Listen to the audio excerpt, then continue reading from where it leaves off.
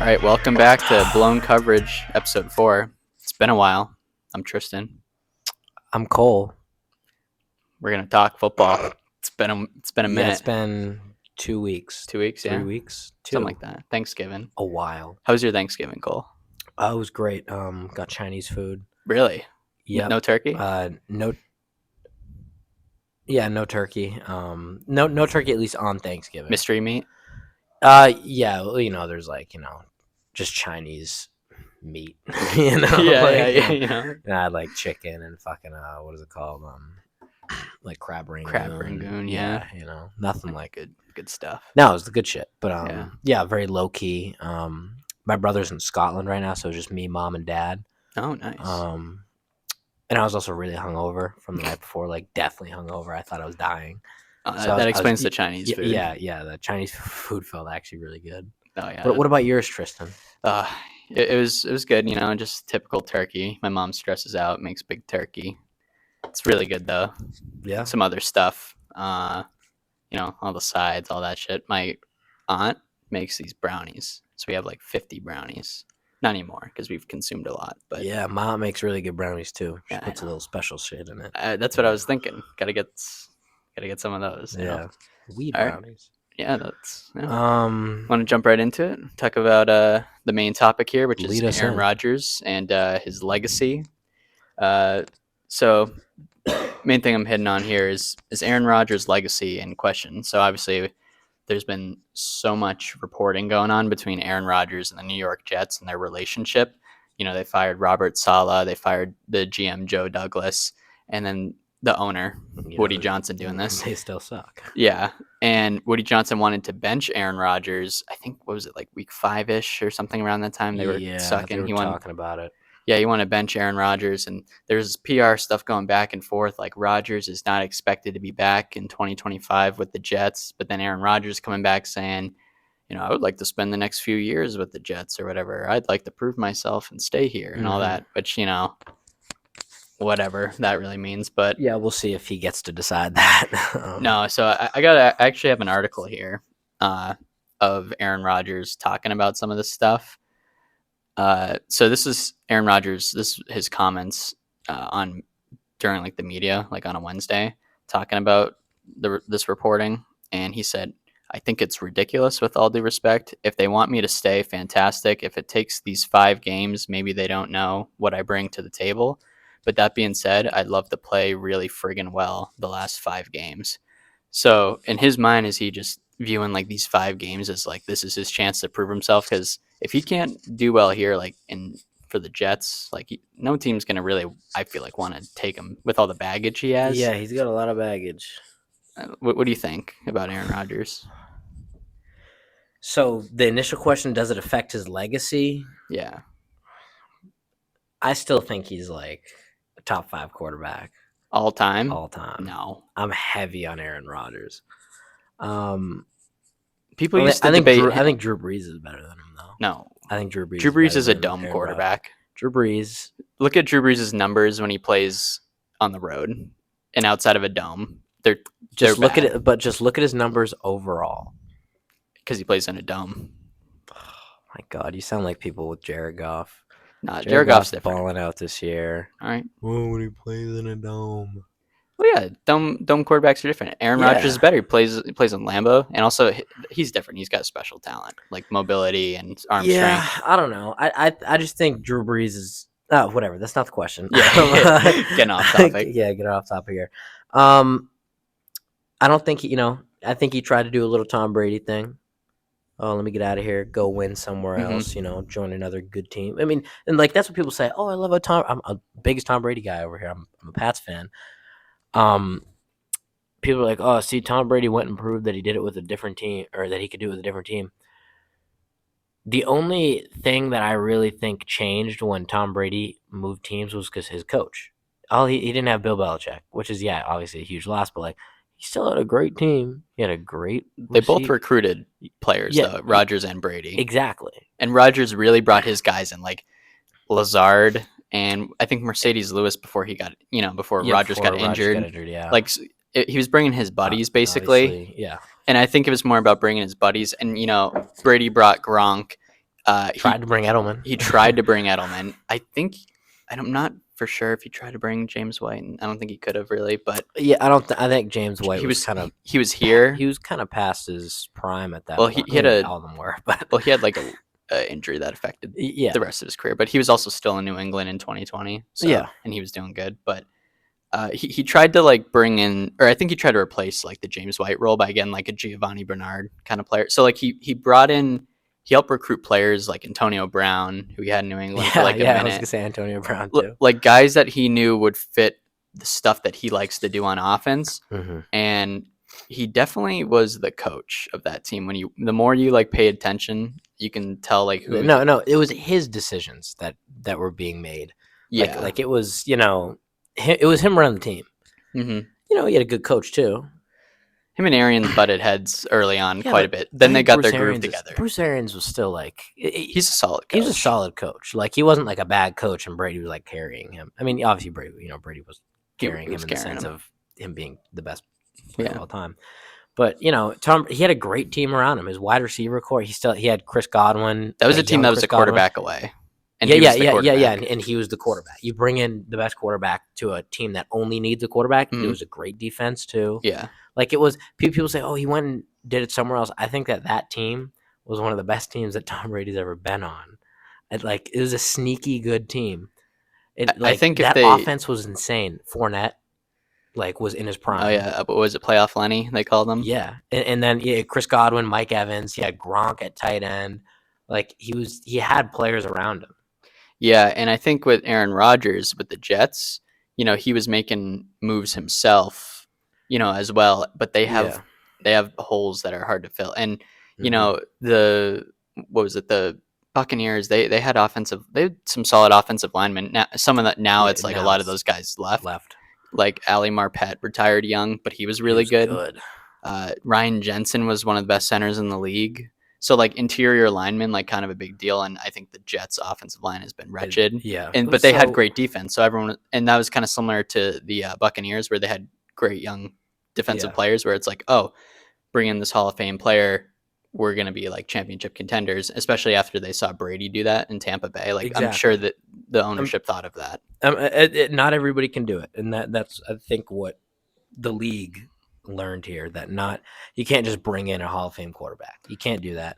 So I think or if it is, it's like the very few where it's like a Brady, Mahomes, like one of those guys. Mm-hmm. Like not everyone can really do it. It's more about the mental makeup of the player, I feel like. Yeah, I don't know. I just think that it affects his legacy, but nobody's gonna like bash Aaron Rodgers for the last 2 years. Obviously, he was injured all last year. He played 5 minutes of football, not even 5 minutes of football last year, like 90 seconds. He was coming off of an injury this year. Has a shitty O-line.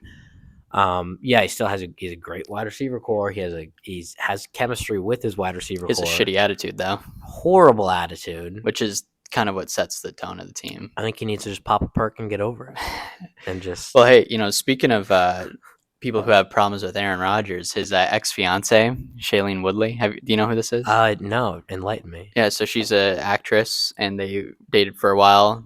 Let me look up the name. Yeah, give her a Google search. While you explain. Yeah, so she was engaged to Aaron Rodgers, and then they fell out. And recently, somehow, this came up to her like as a topic to talk about, and so something that they have here. She said that this was a quote about Aaron Rodgers. She said, "I haven't shared much about my relationship with Aaron Rodgers because it always makes me cry. It was not right, but it was beautiful." And then a bunch of Jets fans said, "That's how we feel." So yeah, it's a pretty good explanation.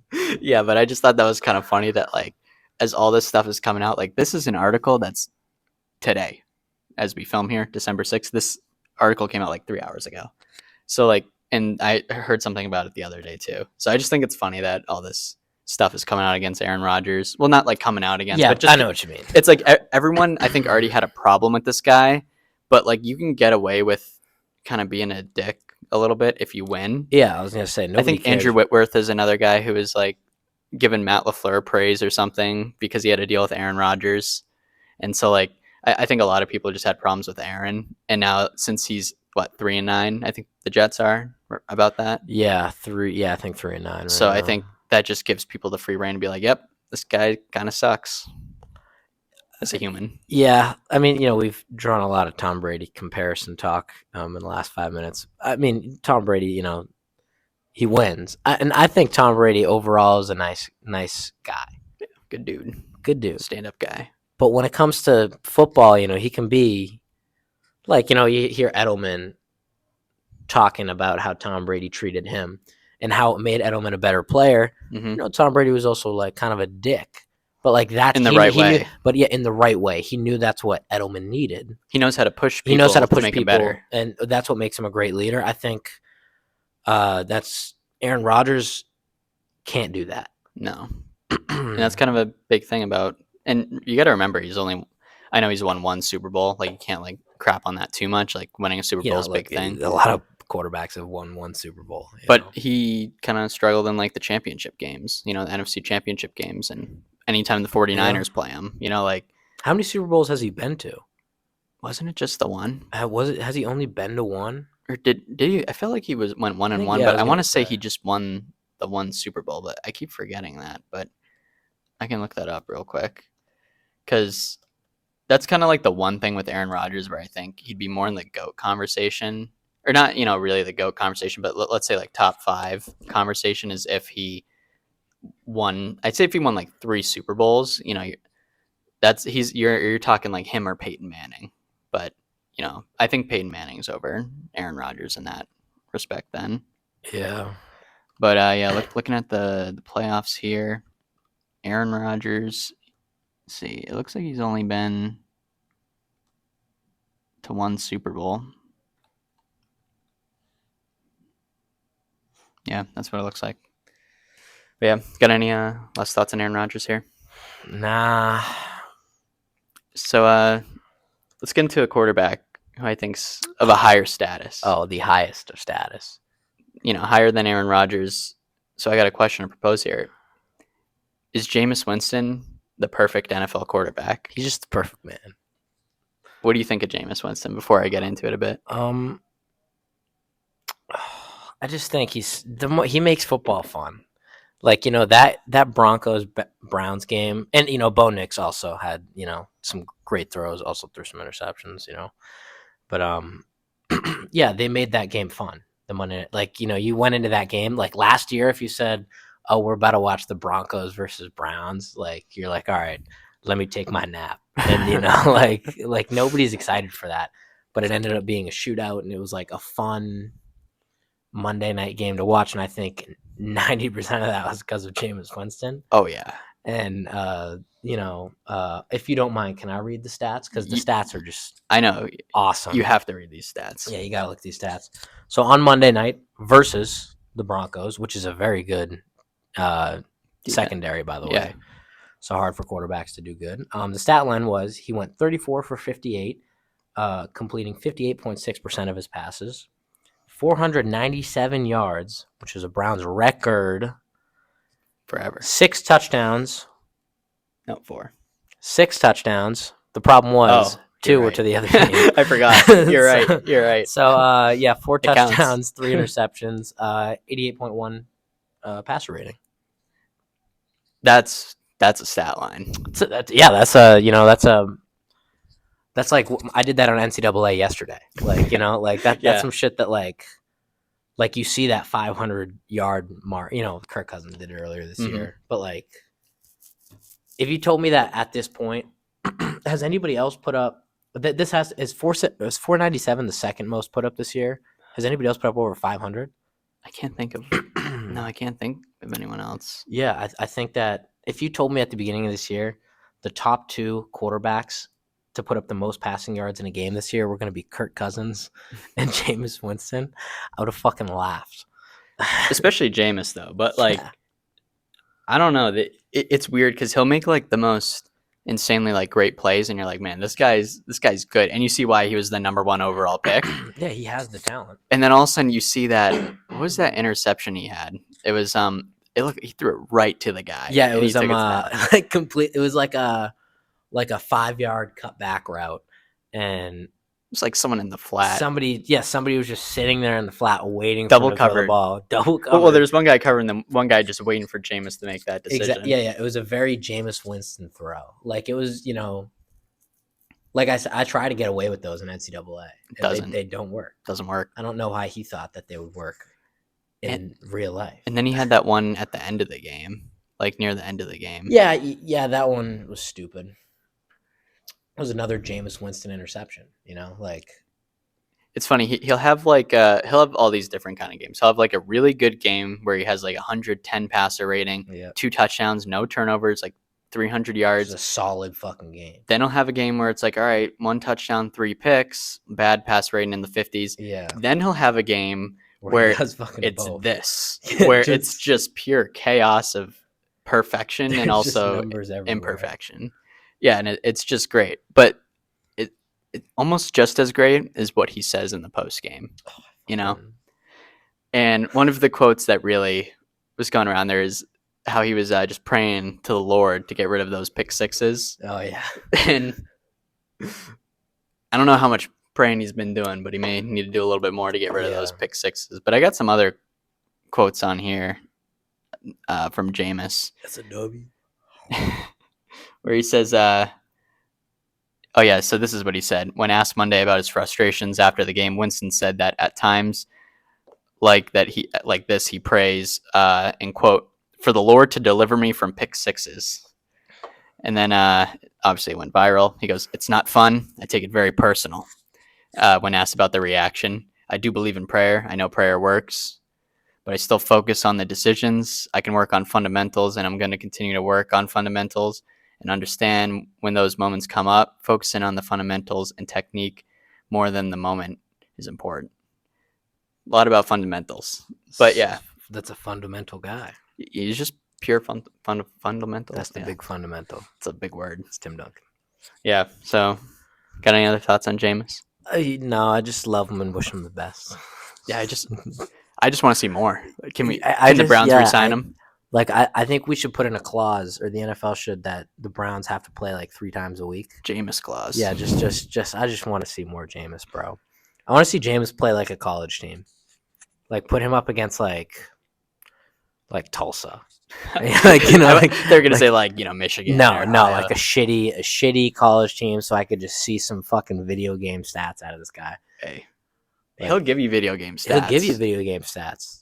No matter what. Yeah. Just what difficulty are we playing on, Yeah, no, I think, like I said, you're playing against like Tulsa, Marshall, fucking Wake Forest. Like Wake Forest, fucking Old Dominion. Like some shitty ass fucking team. Buffalo. Kent State. That's a good UMass. Hey, don't shit on UMass. Hey. All right, so next we got here is Cole's stardom situms. Yeah, we're flying through them. All right, hello everybody. Stardom and situms quarterbacks. Start Baker Mayfield versus Vegas. Vegas lets up the 3rd most points to opposing quarterbacks, other than Pat Mahomes last week. Pat didn't have like an amazing game because Pat low-key sucks this year. But Baker Mayfield, start him against Vegas. He's one of those guys you can count on. They're favorites in that game by a lot. Then sit Brock Purdy. The Bears have kind of been a quarterback killer this year for some reason. The Bears defense seems to be on and off. 1 minute the Pats are able to actually put up points on them. The next, they're stopping a good team from putting up a lot of points. So yeah, I'm just sit Brock Purdy. It's too much of a risk. He hasn't been great in a couple weeks. Obviously, he wasn't great last week, more or less because of a snow game. His offense is hurt. Kyle Shanahan's in question. I think you just sit him. Wide receiver, start Calvin Ridley going against Jacksonville. Ever since DeAndre Hopkins left, he's kind of been balling out. Jacksonville is one of the worst defenses in the NFL. Horrible secondary. Ridley should go off. Sit Amari Cooper. Rams are a mid-tier matchup. It's more or less just because, you never know who Josh Allen's going to fucking throw to these days. It's just it's too inconsistent. Amari Cooper hasn't really had his ceiling seems to be 14 points, and that's not a good enough ceiling for the risk that he's been putting. He's been putting up less than 10 points more than he's been putting up 10 points. So Go ahead and sit Amari Cooper. I know the expectations of him going to Buffalo are high, but it's not worth it. Running back, start Bucky Irving. Back-to-back 27-point games. He has been playing through injury. Clearly, it doesn't fucking matter. He practiced in full on Friday. Vegas lets up a lot of points to opposing running backs. Usually, they find the end zone. So start Bucky Irving. He's really starting to cut in his backfield. Sit Najee Harris. Against the Browns. Last time he played the Browns, it was a snow game, so you can make that whatever you want, whatever you want. It's I don't know. It's last time against the Browns, he put up what, like 5-6 points, 7 maybe. Jalen Warren actually outscored him, so he was game scripted out. So if he gets game scripted out again, the Browns' run defense is just too strong for him to make a big play. I think it's just too risky to start him. So definitely sit Najee Harris of the Pittsburgh Steelers. And that is going to be it for my fantasy picks this week. Make sure to follow Fantasy Blast on TikTok for even more. Thank you, Cole. Definitely follow that. Great stuff. Yeah, great stuff. So let's get into the Thursday night game that played out. We're filming this obviously on Fridays as usual. But that was a great game, the Lions versus Packers. So it started off with a real big bang. And I'm not talking about the kickoff and the play, early on. I'm talking about Matt LaFleur getting into it with the Lions fan. Did you see that? No, I saw it on social media. I didn't see it during the game. Yeah, so I don't know. I didn't look too much into it. Probably should have. But I heard there was probably some stuff. But I just saw Matt LaFleur just, yelling at this kid, just pointing at him. They had to be separated. There was like staff people separating the two. So from the start, you just knew this was going to be a good game. Ended up being a 34-31 Lions victory with a lot of interesting decisions going on. The main thing I kind of want to get into here is Dan Campbell went for it on fourth down several times. Worked in his favor most of the time. One of the times, though, he went for it on his own, like 30-ish, somewhere in the 30s yard line. And it was a crack toss to the right that got stuffed. And then the Packers scored a touchdown to take the lead. And then later on, at the very end of the game, it was 4th and inches. And Jared Goff, who got tripped on the play, if it was college, it would have been down and turnover on downs, which would have been crazy. But he still was able to get the handoff in time. Got 4 or 5 yards. Yeah, got an even better range, and then also makes it so it's the last play of the game. Yep. I understand. Won him the game 100%. Yeah. I mean, personally, I think if that's the playoffs, you just kick it. Yeah. No, but it is. I understand doing it now. Dan can't, we were talking before the podcast started. I think Dan Campbell's, he's got his narrative he's trying to stick to. Like you said, in the playoffs, I don't think you make that move. I think even if I am him, I think I'm still kicking it, letting there be 40 seconds left on the clock. You have a great defense, a good secondary, play 3 men deep, like a little prevent. Just prevent. And I think you're fine. And also, Green Bay doesn't really have a good kicker, right? Yeah, Wait, no, they have McManus. They didn't for a bit. Pretty good. Yeah, didn't he have a health problem and that's why he was gone? Yeah, I think he missed some time this year. I don't know. But before that, they had kicking problems. Yeah, in terms of like deep field goals. Yeah, McManus, obviously had a good reputation of that. But yeah, so the question I have here is Dan Campbell's 4th down attempts going to hurt the team in the playoffs? Because it did last year in the NFC Championship game against the 49ers, where they went for it a few times, and one of the times they could have taken the lead, and instead they went for it. And then another time they had a drop by Josh Reynolds. So I don't know, stuff like that. Just it's a little risky in the postseason because it's do or die time, and I think it truly costed them a trip to the Super Bowl. So what do you think? Will it catch up this year? Well, first off, I think their 4th down unit is better this year than it was last year. So if he makes those calls again, I think the percentages are higher. But I think that Dan Campbell's a smart guy. He will learn from his mistakes. He's not going to go out there again and give them a chance of, losing a game. Who knows who they're going to play in the playoffs, but I think he'll be fine. He's a great coach. We'll get into it later, but I think he's coach of the year. But I don't. It could hurt them in the playoffs, but I don't think he's going to make those mistakes again. He made those mistakes once. He's going to learn from them, and they're going to win the fucking Super Bowl. Yeah, I think that's like a wait and see kind of thing. If it happens again, I think that's just truly the character of the coach, and just no matter what, it's like I think he's going to stick to his guns there for the most part. And also, it's not just a him thing. I think it's also a organizational. I think there's some like analytics nerds that are like, you gotta like are in his ear saying, hey, you gotta do this, and he's just with it, like he's Yeah, for it. he's a hard nosed guy. He's fucking. If the boys upstairs say it's good, I was probably gonna go for it anyway. So. But if I really want to know whose decision. Like was Dan Campbell like at his own 30 with the lead? Was he just like, yeah, we gotta go for it here? Like that's a very like when you play that was video probably games, an analytics thing. and it probably enforced the decision. And I understand because it's like, all right, trust in your line. They do have one of the best offensive lines in the league. Yeah, They have like top players at the position, and they have like the best running back duo by far. And yeah, Montgomery and they Gibbs. have great play calling. Yeah, Like, they got they basically have like another head coach you could, if you want to say, because that guy's going to be Ben Johnson's going to be a head coach. So the whole, I understand, but at the same time, it's like, hey, let's play a little smart here. And they did go for it on 4th down as well. When you remember when they're at the half-yard line, and then they got stuffed on a little zone run to the right, but Montgomery, so they lost like 1.5 yards. So it was 4th and goal, but at the 2. Yeah. And they did run a solid play. I think they got it to Gibbs on a little pass inside. Probably because I'm fucking playing against him in fantasy this week, bro. Every time I fucking look at the TV, it's a 10-yard screen pass to Gibbs. Yeah. Well, it's one of the best. Meanwhile, Amon-Ra has been fucking shit in the bed. Bro hasn't given me over 12 points in 3 weeks now. Really? Yeah. I haven't even noticed that. I love Amon-Ra. So do I.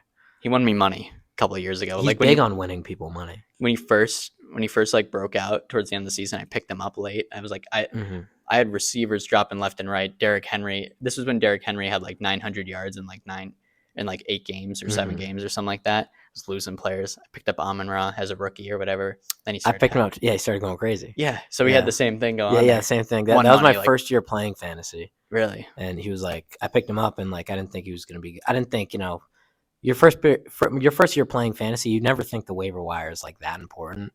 Really? Because like, these guys they're not on teams for a reason. Yeah, and like he got me out of last place. Wow. Yeah. There you go. Safety from punishment. Yeah. But another thing, so Lions and Packers, I think they're both great teams. Obviously, the Lions are better, especially after this, matchup. But in the postseason, could you see these teams like? Obviously, I don't know how the bracket works out if they're going to be in it. Yeah, but I could see them meet again. Yeah, I could see them meet again, and I don't know. Do you think one of these teams could make like a good play? I mean, obviously, we think the Lions can make it to the Super Bowl, but let's maybe focus a little on the Packers because with Jordan Love, who's been a little inconsistent this year, but his numbers aren't as far off as you think. No. Last year he was iffy at the start of the first half, and then on Thanksgiving when they beat the Lions, he went on an absolute tear, and he did good in the postseason. Yeah. And I don't know, I think Matt LaFleur is a really good coach, and I think Dan Campbell is a really good coach too. Coach. So I don't know, what do you think about these teams just in general?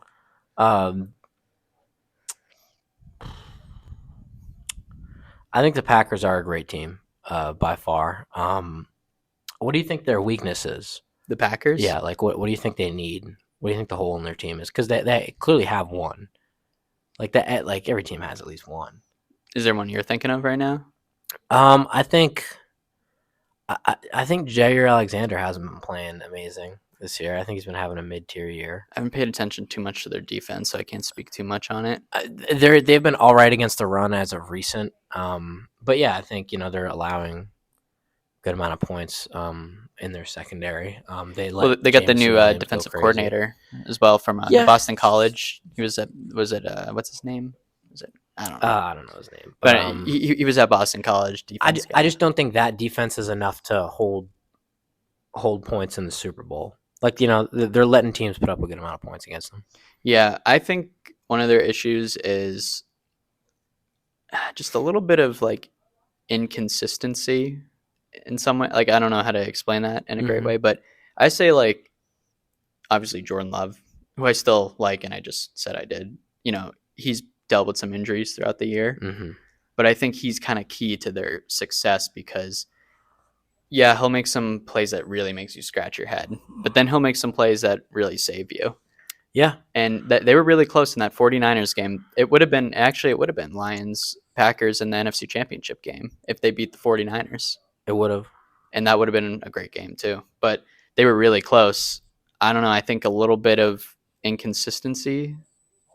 That's a good way to put it. I think every team and every quarterback needs that 100% safety blanket, wide receiver, tight end, whatever. I like Tucker Kraft a lot. Yeah, but he's not like Jordan Love. It's safe to say it's so inconsistent. He doesn't have a safety blanket. Like, he doesn't have that one guy who can be his third read, and he can just fucking, like, before he even makes the read, be stepping into the throw. Like, there's people that, like, Jared Goff has one. Jared Goff has like two. Like, I think Amon-Ra is a great safety blanket, but he also has his running backs that he can just. Sometimes you can say it's a good thing that he doesn't have a safety blanket, but that's more so like a young quarterback thing. Yeah. But at this point, it's like we know what Jordan Love is, and we like what Jordan Love is. But we need to give him something that he can rely on. Yeah, and you think like sometimes you're like, oh, it's Jaden Reed, and then you'd see games like last night where one target, 0 catches. I genuinely thought Jaden Reed was hurt. I think Tucker Kraft can be, but I feel like he needs to be like sort of a. You are right. Tucker Kraft, I think, is probably his biggest consistency guy. The more I see him play, the more he gets better. I don't know. There's something I really like about Tucker Kraft where I think he could be like a really legit for them even more going forward. But I mean, like Tom Brady had his safety. Like, he was a great quarterback. He had his safety blanket guys. Aaron Rodgers had his safety blanket guys. Like, I think it's not as bad of a thing as people make it seem. Yeah. I get, he's a rookie. He's going to throw to his tight end, like a Mac Jones type of thing, Mm-hmm. Even like a running back, like a James White kind of player. Exactly. I don't know. It's I think overall they're both great teams. I think the Packers will be fine. They have a young team. They have great young receivers, great young quarterback, a young defense. I think they'll be fine.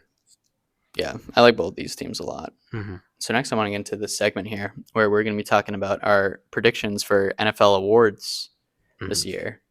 So we're going to be talking like MVP, Offensive Player of the Year, Defensive Player of the Year, Offensive Rookie of the Year, Defensive Rookie of the Year, Most Improved, and Coach of the Year. So let's start from the top here.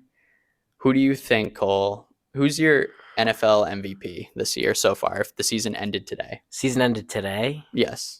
Or who you think at least will be it, if you had to guess. I'm like computing numbers in my head right now. I have like a few guys, so it's tough. Yeah, I mean, who's your top three? It's probably what, Lamar, Saquon, and Josh Allen. Not in a specific order. No, but I probably should put Saquon in there. But Saquon's not in your top three. Hold on, I'll explain. I have Lamar Jackson, who's having a way better season than he did even last year. A lot of area ones. Yeah, he ain't just a running back no more. Josh Allen, yes, I think Josh Allen's been amazing this year. This is controversial, not because of this guy's stats, but because of his team's record, Joe Burrow. That is unbelievable. He can't. I know. I get it. In this sport, you can't, but he is having an unbelievable year. He's having a great year. Yes, his stats say that he is, and that's what sucks because I'm a big Joe Burrow guy. Do you want to hear his stats? I know them. Yes, you say them for the people, but it's so he has 3,337 passing yards. If you want to know where that ranks among quarterbacks in the NFL, that would actually be number one. Yep. He has a 67.7 completion percentage. Very good. Cole, who do you think leads the NFL in passing touchdowns? If you just had to just throw a guess out there, it could be anyone. I'm probably gonna say Joe Burrow. It is Joe Burrow, but do you want to know who's number two? Lamar Jackson with 29. So Joe Burrow has number 30. Three.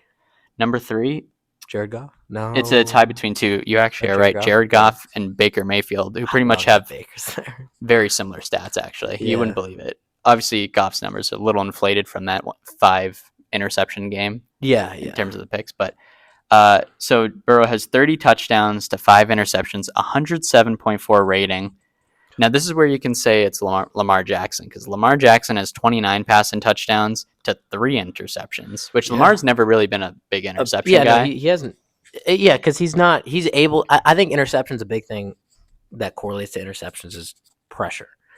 True. He's always had a pretty good O line, But also just decision making too. Yeah, you know, he has great decision making. He's been a mature quarterback for a long time, like since Definitely. college. Yeah, Like you watch him in he had college, turnover problems his rookie year, but Yeah, he was a but, rookie. he was a rookie. And it was fumbles Fucking- mostly, anyways. Yeah, But Lamar's passer rating, 116.3, which is like 9 better than Joe Burrow. So like I do think it's gonna be Lamar, which would be kind of crazy when you think about it, just in terms of like his career, not in terms of the season. But people last year were like, yeah, I would say Lamar's the MVP, even though it's it was kind of a weakish MVP. Like last year was a very weak MVP. Okay. I mean, I think some people were like, yeah, Christian McCaffrey, but they're so scared to give it to a running back anyways. Well, that's the thing. I think if Saquon did what he was doing last year, then I think Saquon is actually the front runner right now. I don't think Saquon's a front runner. I want him to win just because there's only been 10 non-quarterbacks to win it in NFL history. So I want to say Saquon's number one, but I'm probably putting Lamar or Josh Allen. But I'd love to put Joe Burrow there, but you just can't because his right. What are they like 4-8? Yeah. That sucks, dude. I know. Fuck that defense. Fuck that. I love Joe Burrow. I love Jamar Chase. Fuck that defense, bro. That defense can't do shit. I think I'm averaging 4.5 yards a carry as that defense, bro. Definitely. With a blindfold.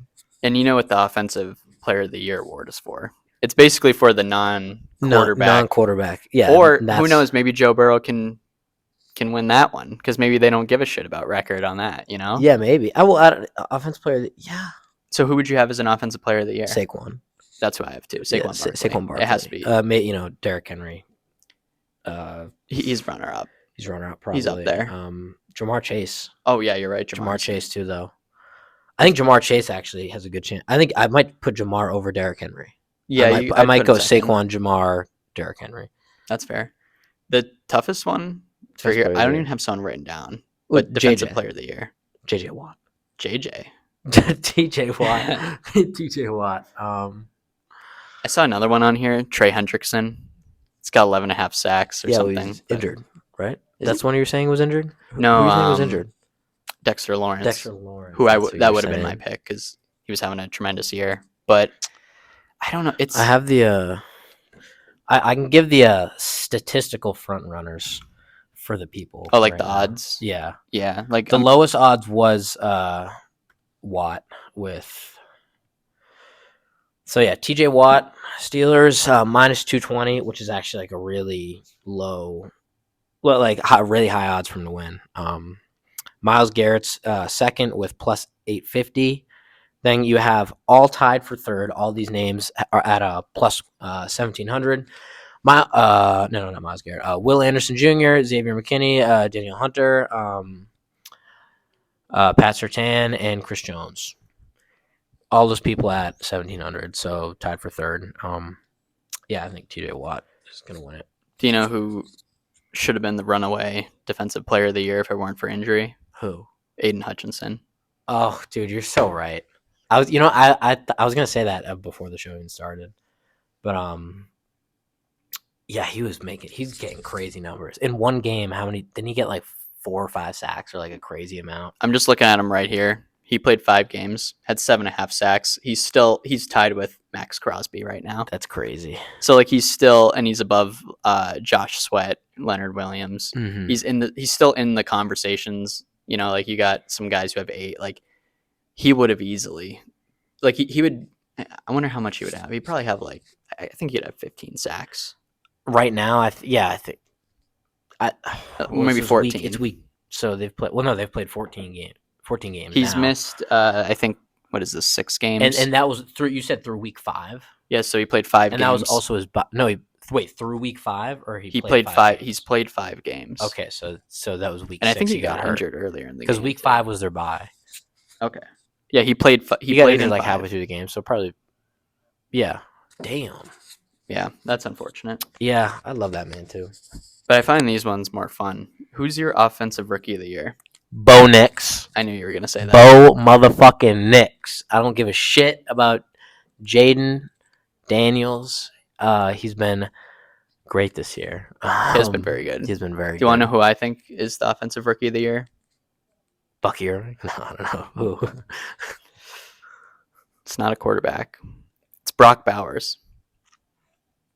Best tight end. He's leading the league in receptions right now. He is most receptions out of any player. He's unreal. He looks like he's been playing for like 5 years. Yeah, he looks like a veteran. Like he runs great routes. He has great hands. He sees downfield targets. He gets touchdowns. He's full. He's the full package. And he's a fucking shitty ass quarterback. And a bad haircut. Very bad haircut. Well, do you remember people were like, and I was people at the time where I was like, oh, this dude doesn't really look like a tight end. Like the way he was built, like I was thinking he'd be a little bit bigger. You're wrong. Who cares? Who cares? I like being You can wrong. play football. Prove me wrong. Who's your defensive rookie of the year? I haven't even thought about this award, if I'm gonna be honest. Can I give you mine and some potential other ideas in there? I got Quinyon Mitchell because him and Cooper DeJean have been very, very good. I was gonna say Cooper DeJean's been pretty good. Yeah, Quinyon's been very good from what I've heard and seen. A lot of people like him. I think the favorite I've seen a lot of for a while is Jared Verse, the edge rusher on the Rams. He's gotten a lot of pressure, decent amount of sacks. I wonder. No, he's not on the top list here. But who was it? Was it Fiske? Was that another guy on the Rams? I don't know if he's a rookie or not. But yeah, I don't know if you have anyone you really. I can't.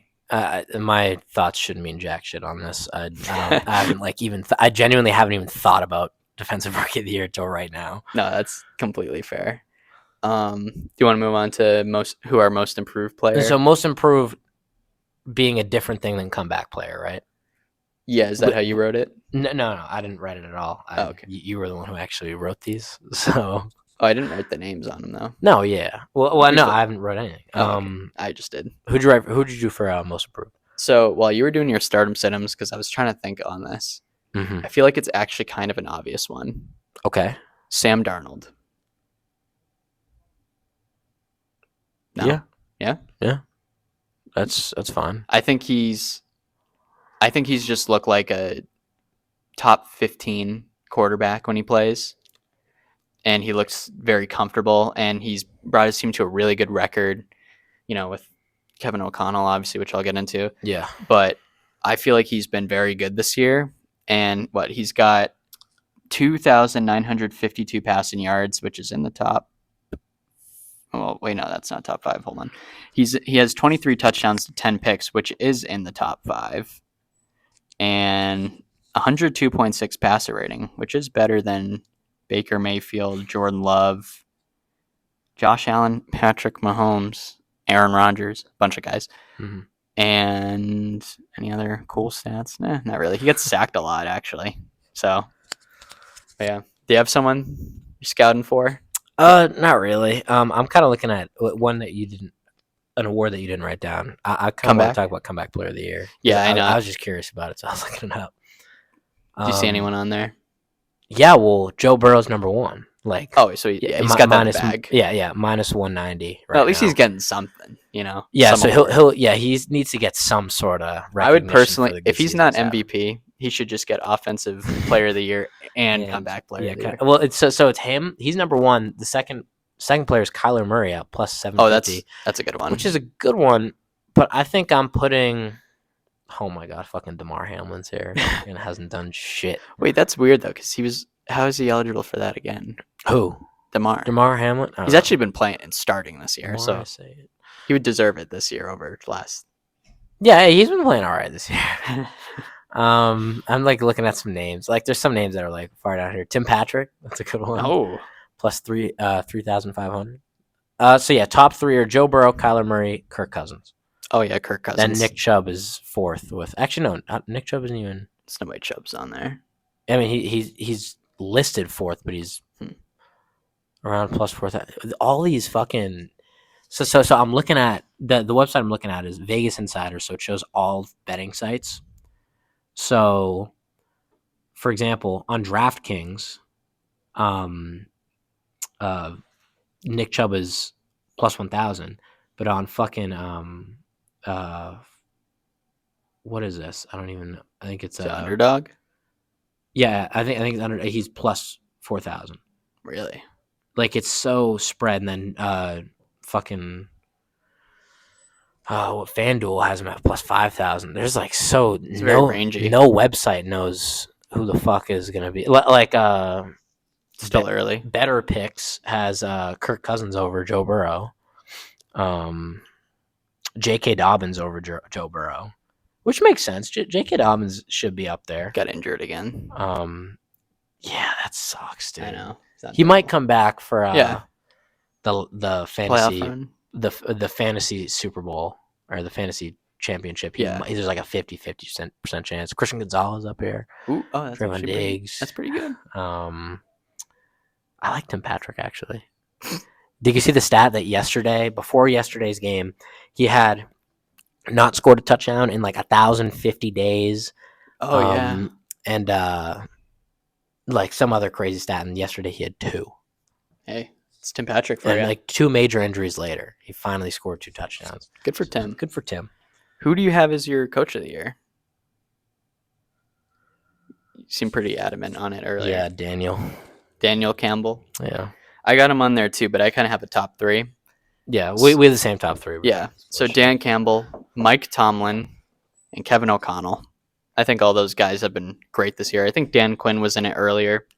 At this point, not as much. Not because the team's bad or anything, just because these guys deserve it more, I feel like.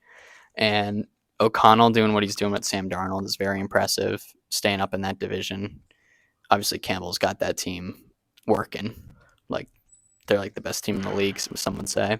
And then Tomlin has exceeded expectations. He had the guts to bench Justin Fields when they were winning games and brought in Russell Wilson to start and had full confidence in him, and they've just looked efficient, and they're 9-3. And I think they'll just continue to keep working. I think sneaky coach of the year, Matt Eberflus. He's been insane this year, just so good. Really underrated with really good clock management. Yeah, great clock management. Happy Thanksgiving to his family. Yeah, for real. When he got fired the next day. Yeah, so that's all we got for award predictions. Unless you got anything else to add. Yeah, I'm good. Do you want to run through the Week 14 matchups? Of course. Ready? Give them to me. All right. So obviously, as we said earlier, at this point, the Lions and Packers have already played, and the Lions won 34-31 against the Packers. We got Jets at Dolphins. Who you got? Jets at Dolphins.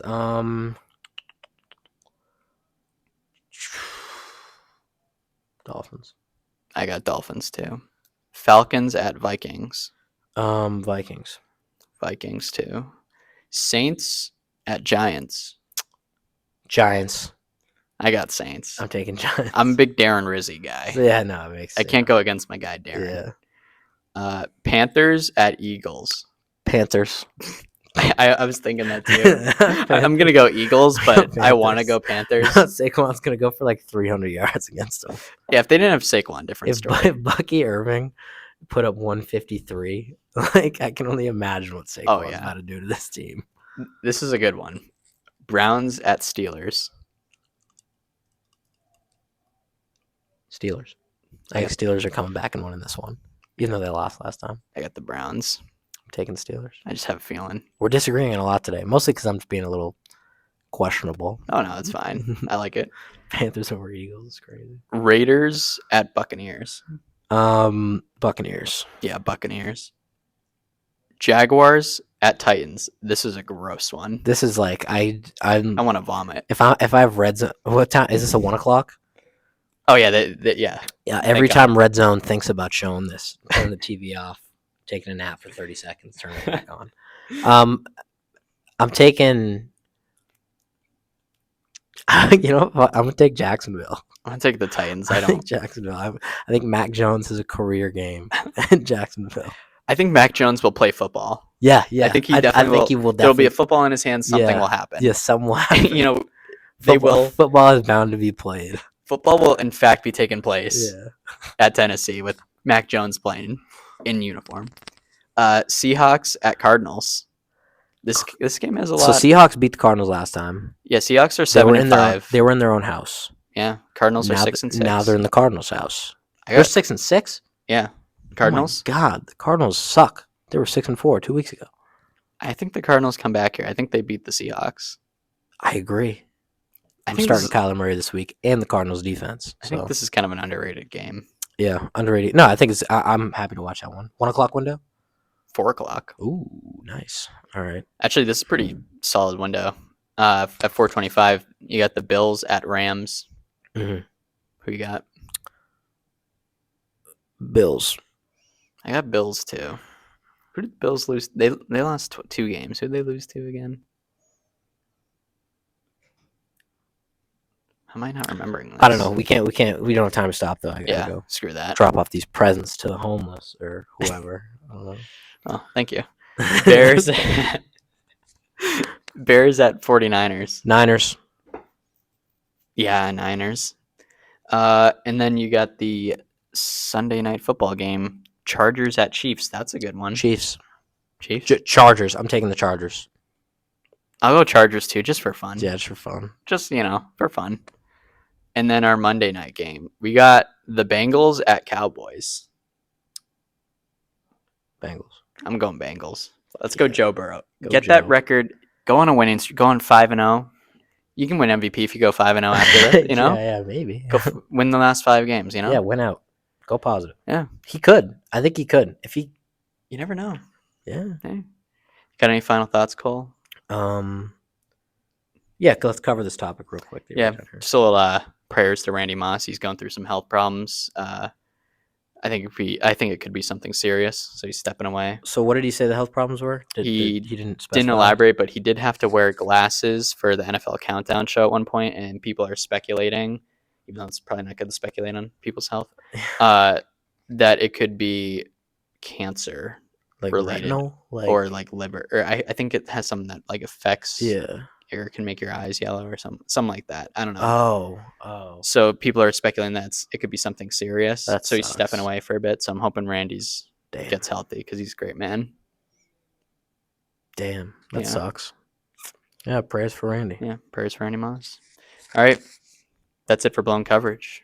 We'll see you next week. Bye.